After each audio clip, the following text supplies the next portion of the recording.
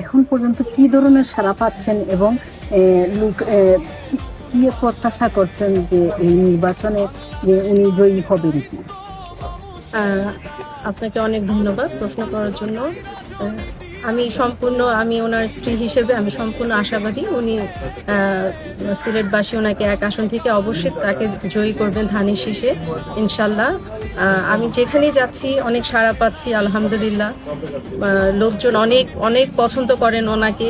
আমার বিশ্বাস উনি জয়ী হবেন, ধানের শীষকে জয়ী করবেন। আপনারা সবাই, আপনাদের উদ্দেশ্যে আমি এটাই বলবো যে আপনারা ধানের শীষকে বিজয়ী করবেন।